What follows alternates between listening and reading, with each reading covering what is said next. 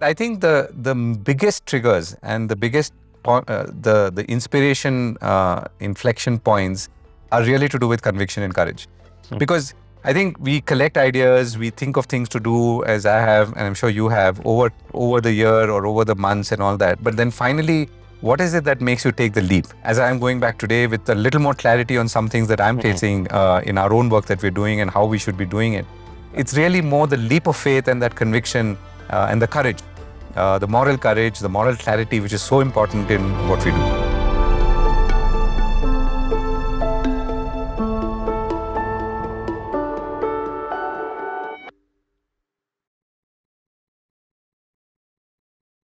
Samir, it's great to see you here in Aspen. We live in India, but you live in Delhi. I live in Mumbai. We hardly get to meet or speak, but Aspen is usually what brings us together, but not just physically, but also spiritually.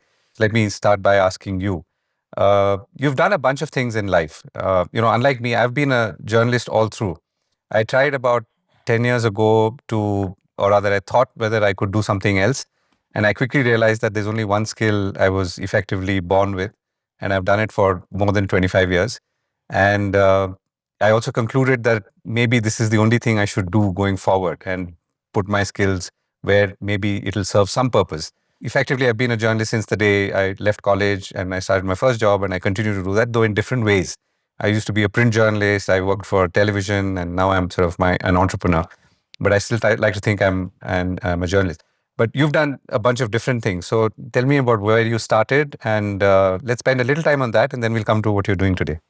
Right. So, well, actually, in a very similar way, I have also done pretty much similar stuff. I spent the first decade of my professional life in management consulting, which, as you know, is just basically giving advice to a lot of people.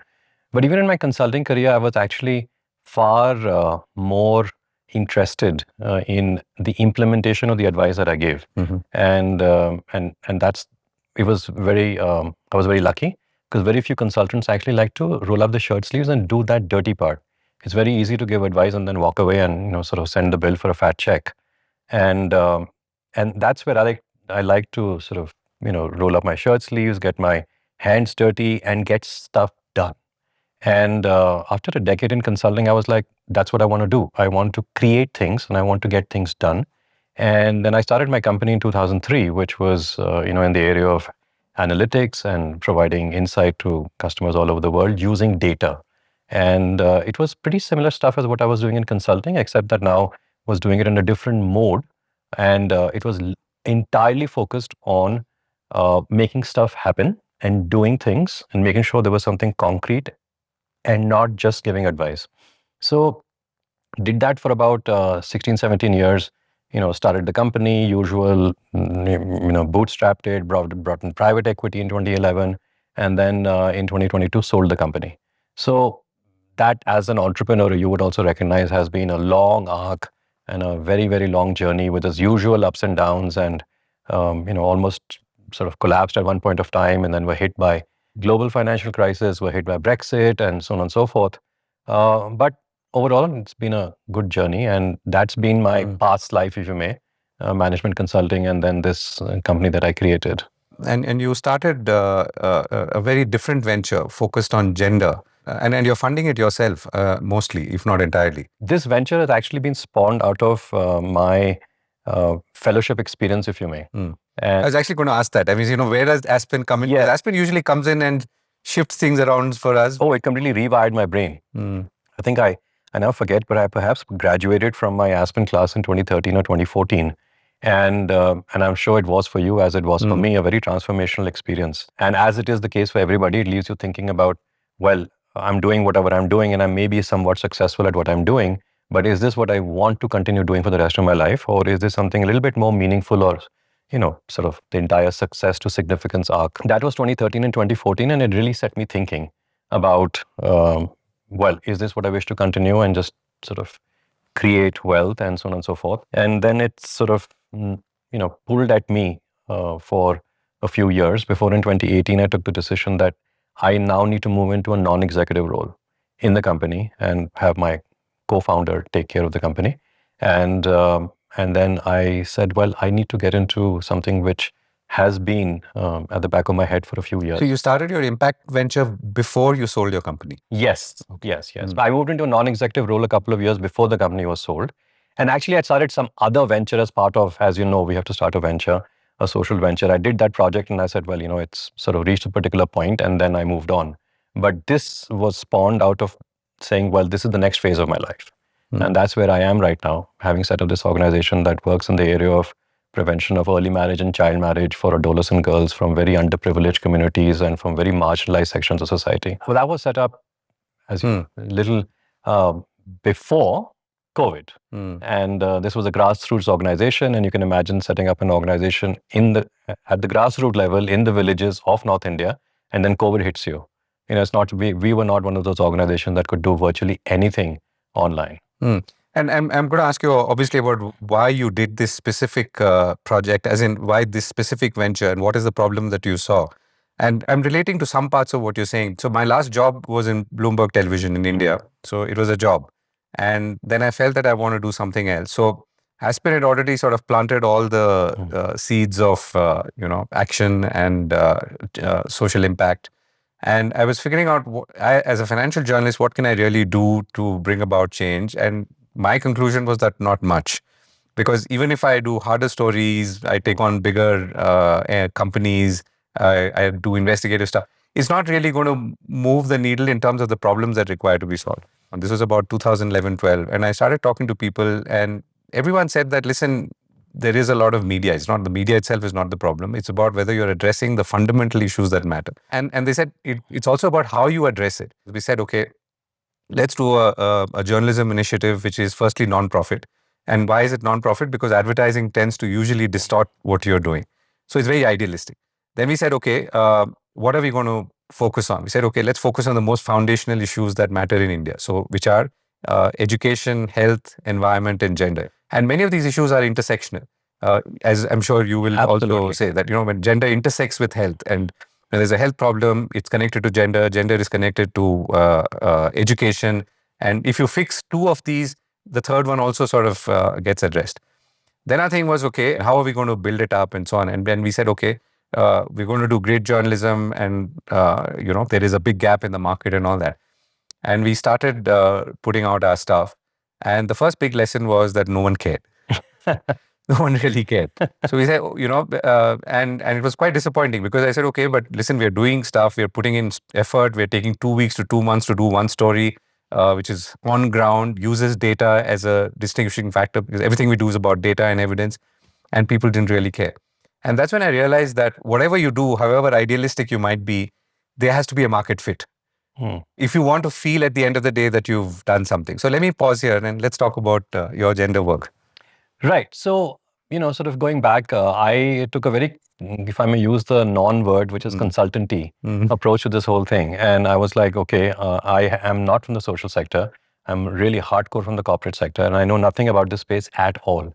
And instead of using my typical approach of going and talking to 10 people and then triangulating and so on and so forth and doing a lot of research, I just decided to go with my tummy, and in the sense, what's my inner voice telling me.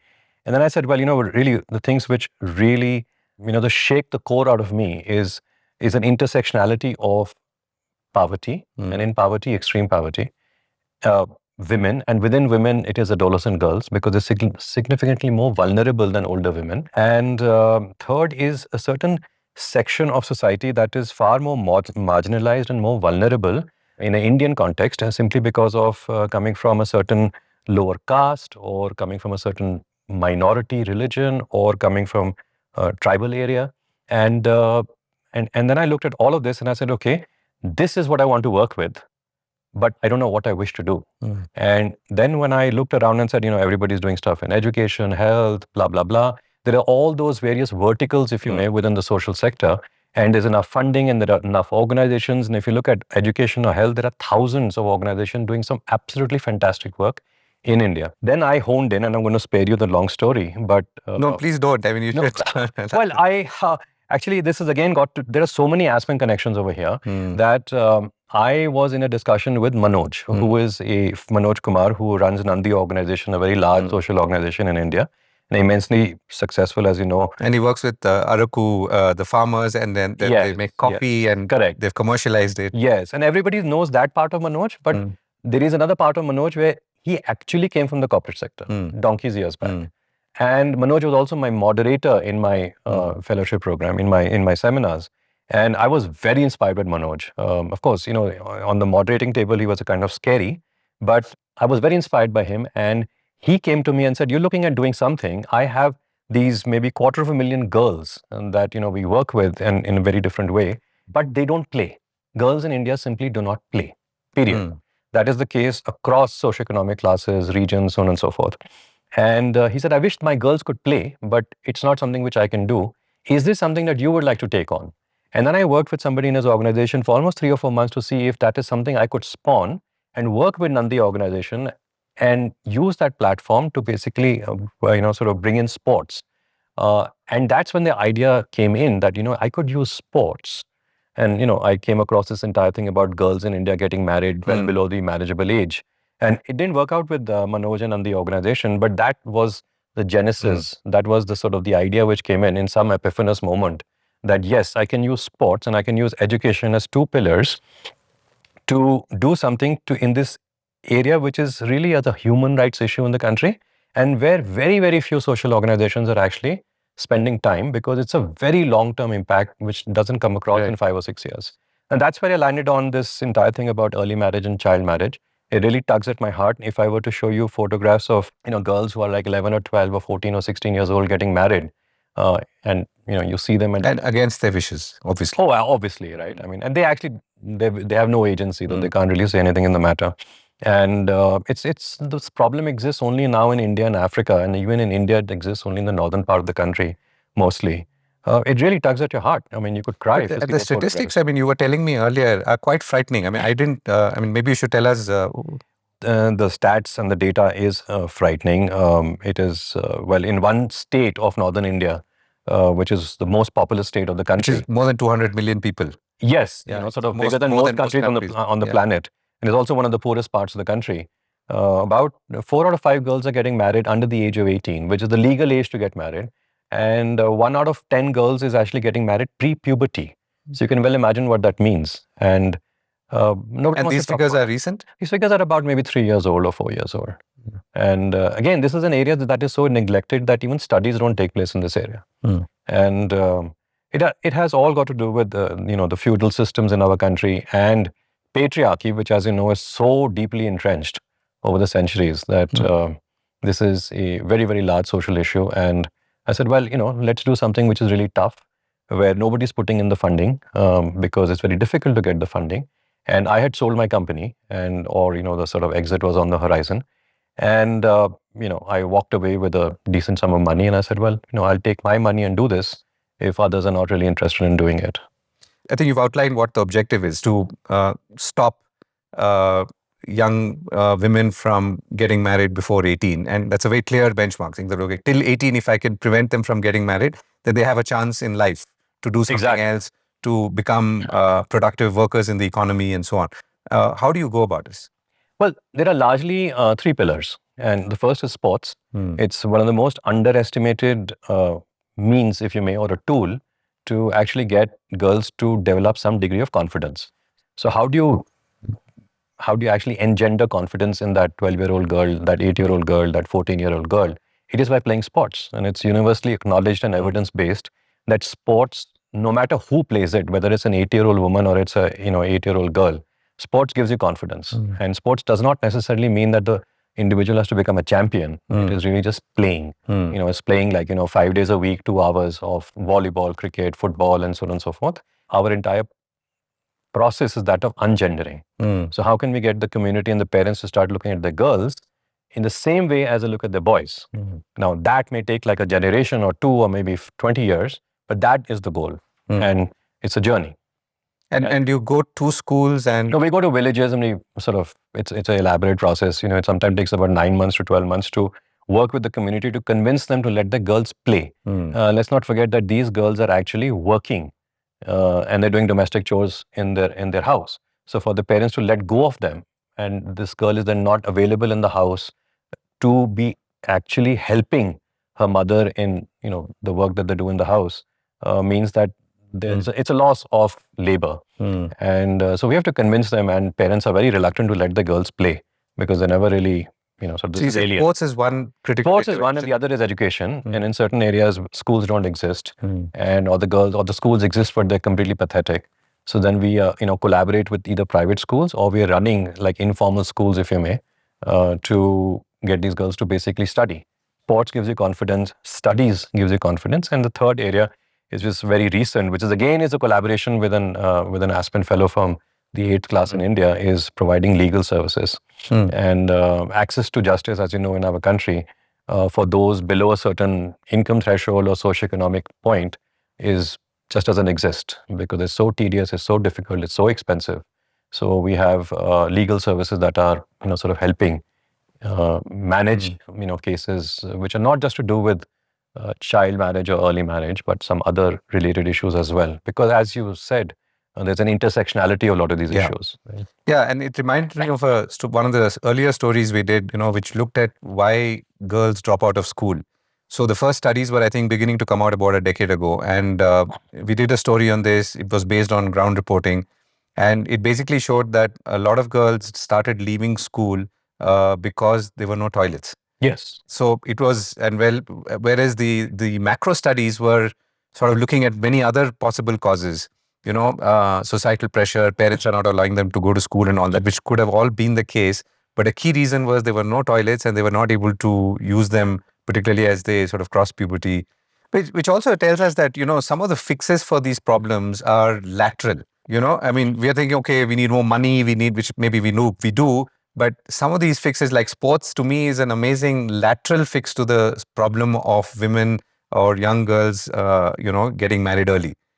Absolutely. And, I've not really sort of studied this or researched this, but there really is, I haven't really found any other organization that is using sports as a vehicle to, for this particular goal. And we have seen it in the last 2-3 years, how confident our girls have become.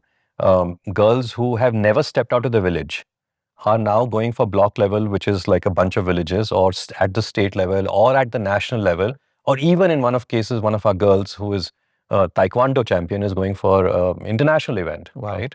And it is also a testament to, well, girls and human beings all over the world are exactly the same. You give them an opportunity and then you can see them flourish. Yeah. Right. So, and sticking to that lateral fix and gender, so we ran a series in IndiaSpend called, it's an ongoing series. Every year we start it and then it runs for a few months.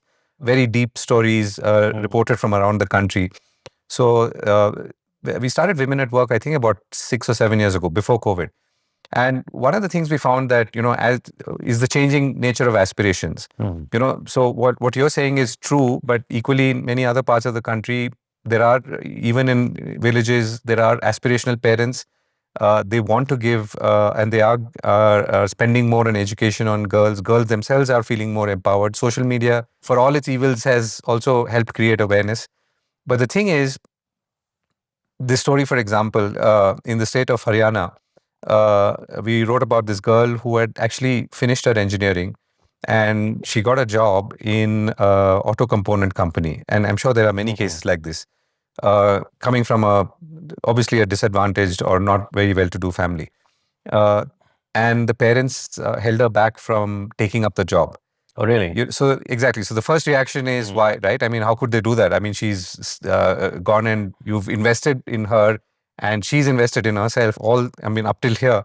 And the reason is safety, because the factory that she would go to was about an hour or 2 hours away. Correct. And she would have had to catch a bus. And they were just not confident, or they felt very insecure about the coming back in the evening, So that the lack of that a sense of security that, you can go to your place of work safely and come back safely was what was preventing her from taking up that job, not because of any societal pressures or anything else. It's wonderful you talk about this, because I keep on not shouting from the rooftops, but telling anybody who wishes to listen that parents all over the world, it doesn't matter if they're poor, wealthy, unwealthy, so on and so forth. It doesn't matter which region, are exactly the same.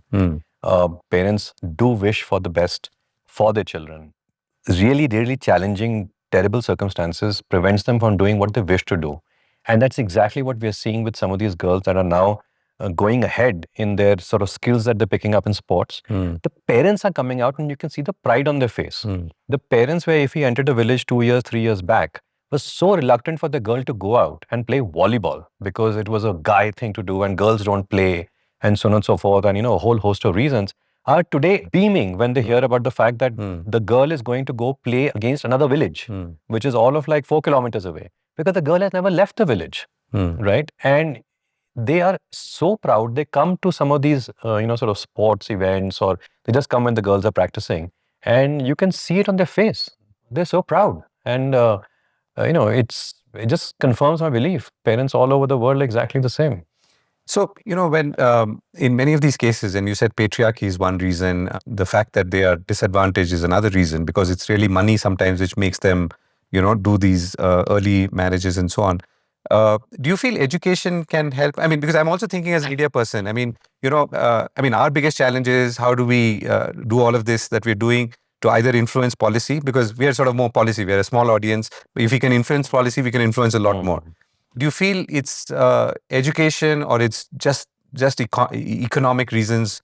At least at that small segment where we are working, and the small segment is small, but it's like a few million girls in the country. I think education is not the main lever to pull. And that's why our focus is... I'm talking about the parents now.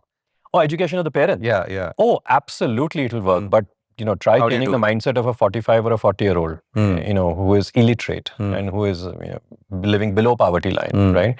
Extremely difficult. We also tried and attempted, this entire concept of redefining masculinity. When he said, well, a lot of these issues have to do with patriarchy, and patriarchy is men, patriarchy is not women, and what the girls undergo, and the decision to get that girl married off at that early age is largely that of the father, or the man in the community, the elder, so on and so forth. So we tried to redefine masculinity by running some workshop in a couple of villages. We were shooed out. We after like 3 days, there was a threat of physical violence. That how can you come in and actually talk to our boys and our teenage boys and our young men in the 20s and men in the 30s and tell them that, not being a man, this is not what it means to be a man. So we tried that. I'm not sure if in a very idealistic scenario it could possibly work, but I think ground reality is very, very different. I think even for me, the sort of the leadership challenge is that how do I, whatever we do, and we also, as an extension of this, fight misinformation, how do we make this impactful? I mean, I know that we've got audiences, but then when you sit back and say, okay, is this really changing or moving the needle in a significant way? And sometimes one has to acknowledge, at least I have to acknowledge, that it's not. Well, if I may interrupt you there, how do you know it's not? Because the fact of the matter is, if whether your work which you're doing in IndiaSpend or you're doing in fact-checking, which is BOOM, right? Yes. How do you know? Because you're not tracking it and you cannot. That some nugget of information or some data, fact-based, news article has shifted something in someone's mind. Yeah. And therefore, they have been influenced to act in a particular, in a different way. What if that individual happens to be in the government or in a position of power, or is able to influence policy? My entire thing, which I would love to understand from you, is that in the current environment, and the current environment in our country, as you know, is I'm not sure which is the best way to put it euphemistically, but then the state does come down heavily on those who will come up with a narrative which is not in accordance with what the state is happy with. But it's now no longer just the state, but it's also the oligarchical businesses. And a lot of your work is really fact-checking even those, right? Or writing articles and deep investigative stories on IndiaSpend. How do you do that? I mean, I know in the good old days, some of these large business houses, if someone wrote a story, they would just get a call from someone in that business house in Bombay.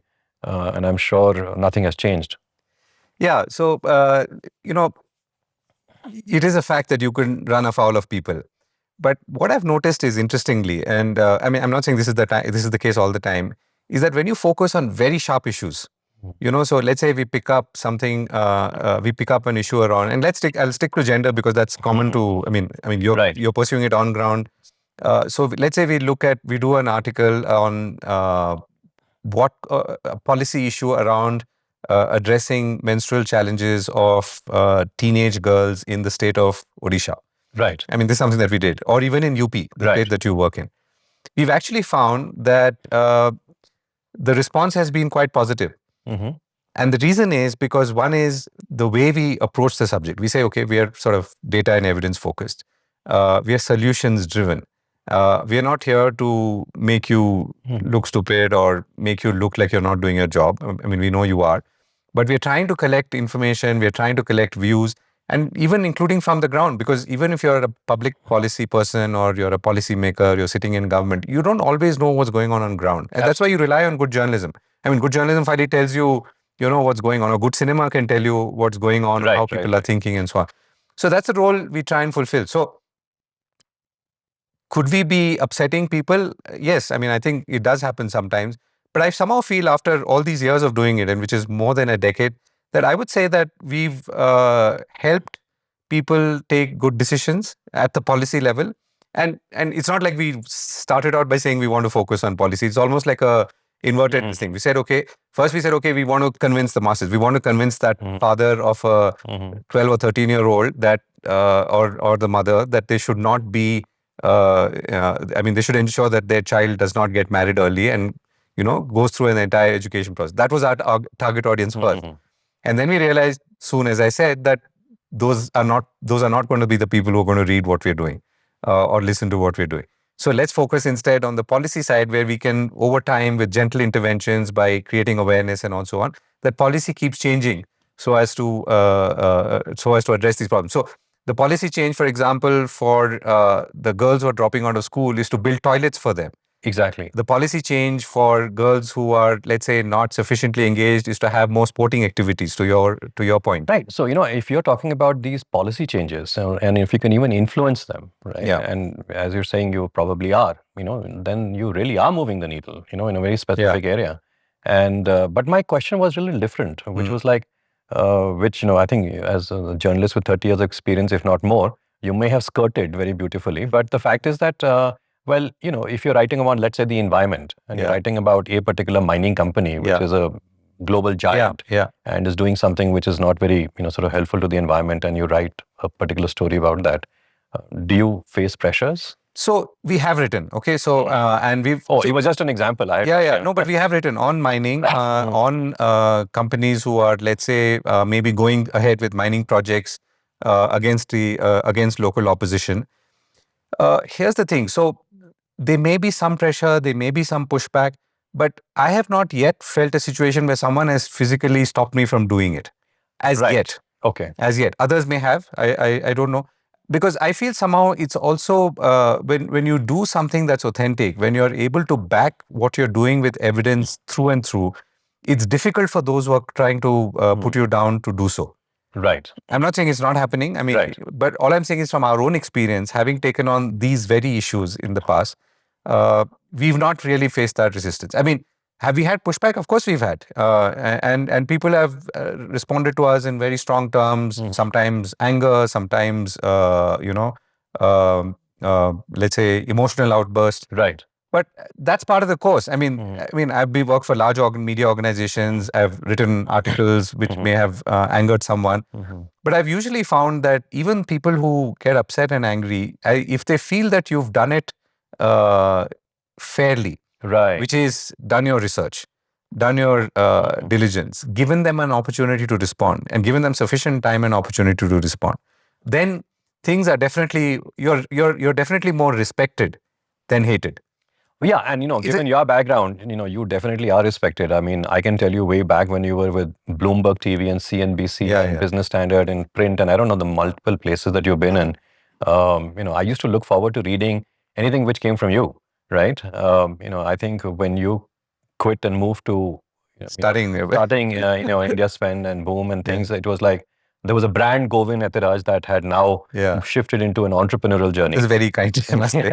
But that also brings me to this question, which I wondered: journalist becoming an entrepreneur, and what did it take? Because journalism is so drastically removed from entrepreneurship, right? Yeah. So, I mean, it's about how you set your objectives. One reason many of us journalists, and I'm not the only one, we've seen so many journalists who've left large organizations for various reasons. I mean, one is you want to do a bunch of things which you feel the organization is constraining you. Second is you feel that you want to do a bunch of things which it's not the organization that's constraining you, but the environment as a whole that's constraining you, and the organization sort of falls in line, and you feel. Or it could be creative expression. You say, okay, I want to say things more brazenly. I want to do deeper stuff. I want to do hard hitting stuff, which an organization may or may not for its own this thing. I'm not saying the organization is bad, but your objectives don't necessarily meet. And so that's how, and then you decide, and age also plays a role. As you get older, you cross your 40s, you say, okay, right. I mean, as I go into the next phase, do I want to be working for an organization and, working in this, what I feel is a constrained environment, or should I do my own thing for whatever it's worth? So that's why we become entrepreneurs. I think there's a couple of things that one has to set right. And I mean, whoever asks me, I tell them to.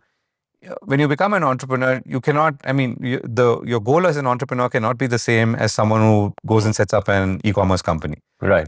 Which is to say that I will, touch a billion customers, I will become a unicorn and I will do an exit and all that. No way. You got to forget about all of that, and you should not even think about all of that. You should stick to the core purpose. The core purpose, I mean, when I joined journalism, it was about bringing about social change. As a financial journalist, I don't think I brought social change, but I definitely helped inform people and so on.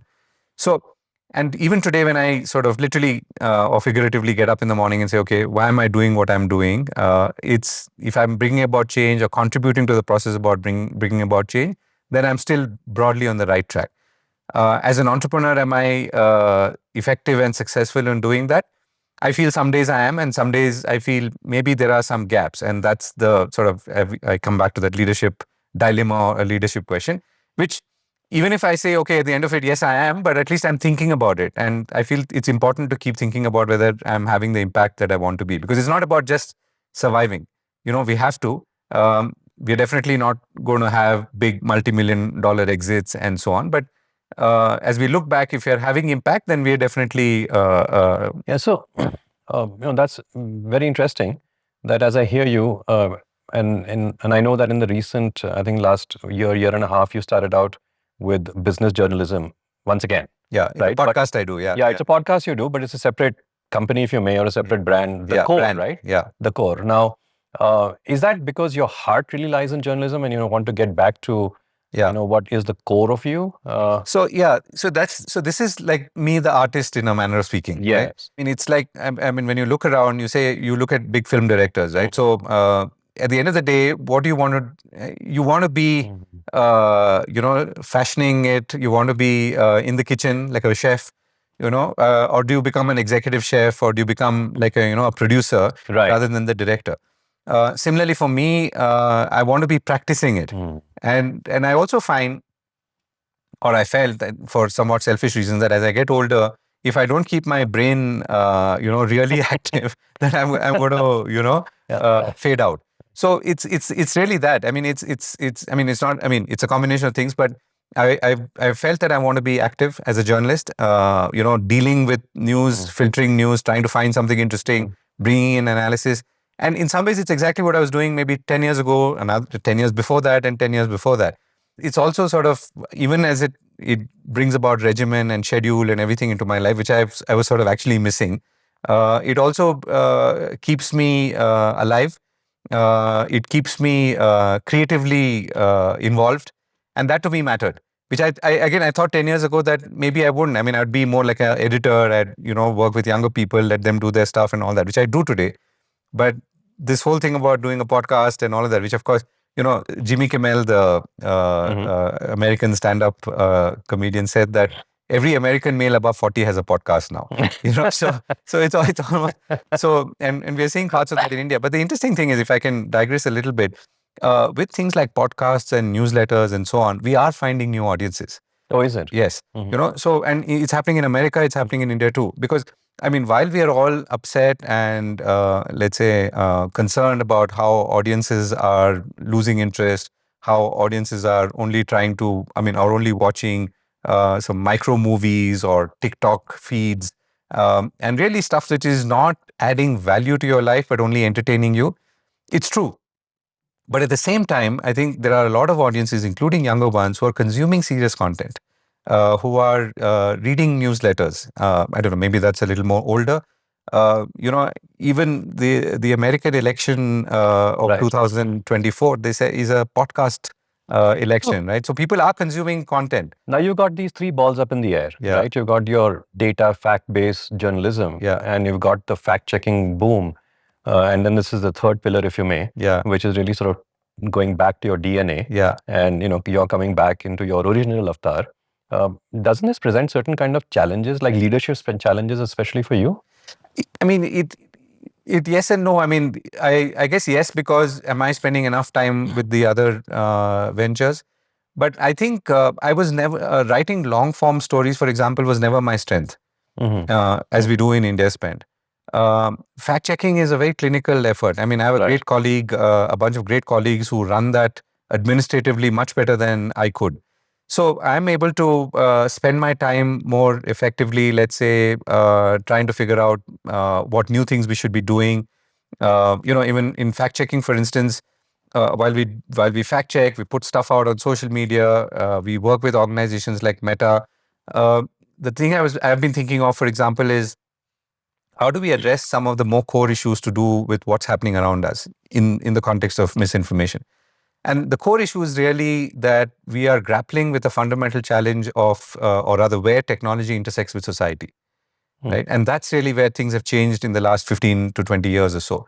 And there are a lot of fundamental changes that are happening because of that. I mean, we can see it in the younger generation, the way they consume content, the amount of content they consume, and the way it impacts their lives.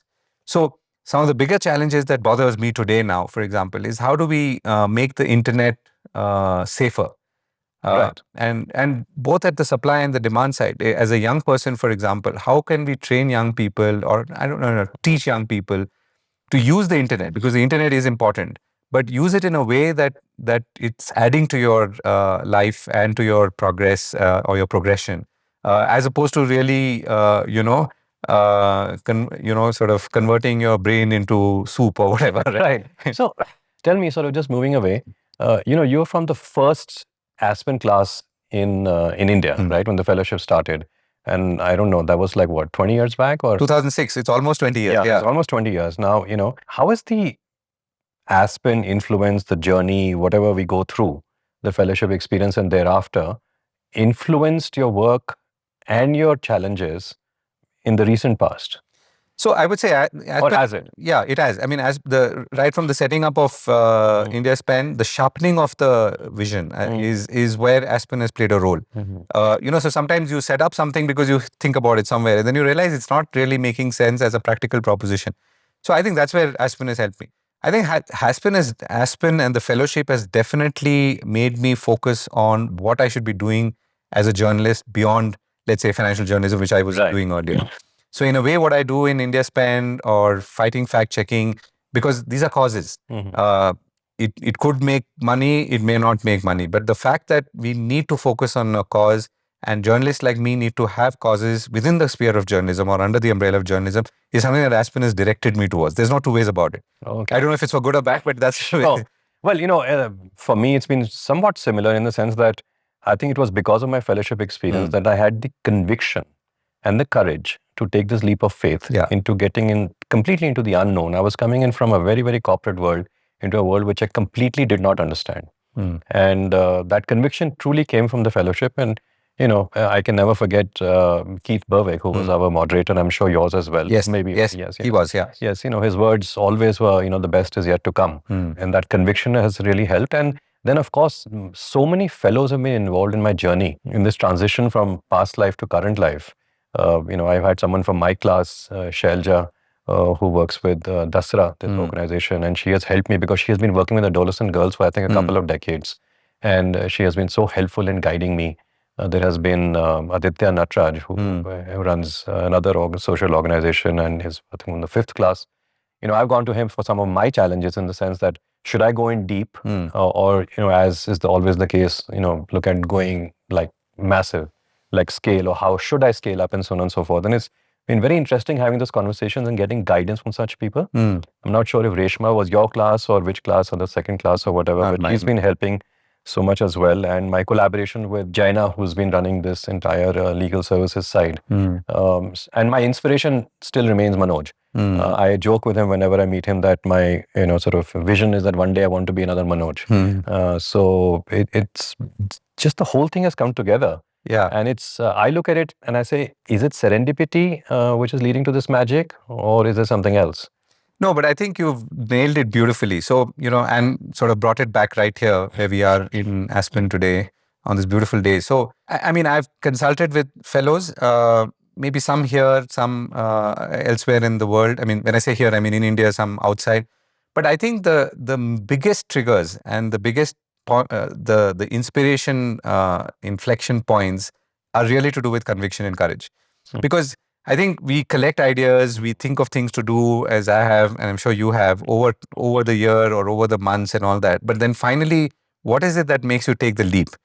It's when I sit around in the Aspen Institute or when we meet in India, and when I look around and when people share, and I hear, and there's sometimes people don't even say that, directly. People don't sort of say something and say, okay, this is what I did. And actually, it just sort of hits you suddenly that, they've made this interesting transition, and they've taken a big risk. Yes. And they may not be saying it themselves. Correct. I mean, like, you don't say it as you do, but as I look at your story and I say, okay, I mean, maybe you are financially fine, but this has nothing to do with finances. It's about taking a risk to do something where you could face pressure, where you could face, and even achieving sort of organizational stability and, clear this thing. Yes. So to me, those are the big factors that influence me, that I take away. And it's really that one thing that to say, okay, and when I go back, as I'm going back today with a little more clarity on some things that I'm facing in our own work that we're doing and how we should be doing it, it's really more the leap of faith and that conviction and the courage, the moral courage, the moral clarity, which is so important in what we do. Yes, absolutely. I mean, you've articulated it all so well, and before I started this, actually, I tried for about 3 months to do some work in spring regeneration, which is a big problem up in the Himalayas in India. And that was like a 3-month kind of it still is very close to my heart because the areas are very parched. But what I found was that if you can regenerate a spring and suddenly there is water in a village which earlier did not have water, guess who actually gets access to the water? It is only the upper caste. And I said, I'm not doing something which is going to perpetuate something which has been happening for centuries.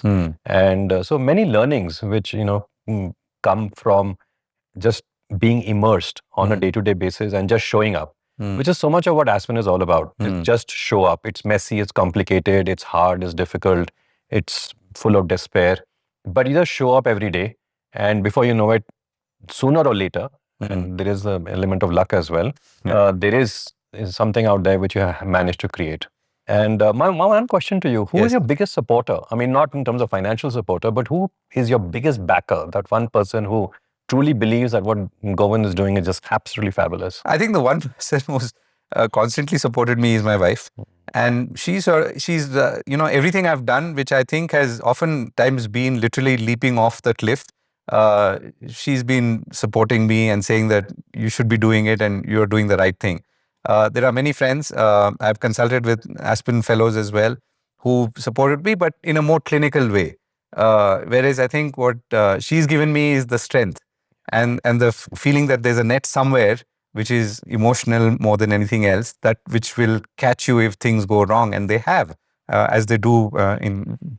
I mean, our stories are so similar. It's not funny. My biggest supporter was my wife, and we lost her, unfortunately. Yes, I lost her last year. But the fact is that even the smallest of little things that I could accomplish, not accomplish, but which would happen, in this new organization, Ripples of Hope, I would just share it with her. And she was the one who was like, she used to call me Walia. She's, just, Walia, this is fantastic. And I would share it with her. And for me, if she and my daughter and my dog were in sync and right behind me and saying, just go do this, that's the only thing in the world which mattered. Yeah, absolutely. Well, thank you, Govind. That was an interesting conversation. Thank you. I love talking to you, Samir. And we should catch up more often. We should catch up more often. Including here in Aspen. Thank you so much. Thank you.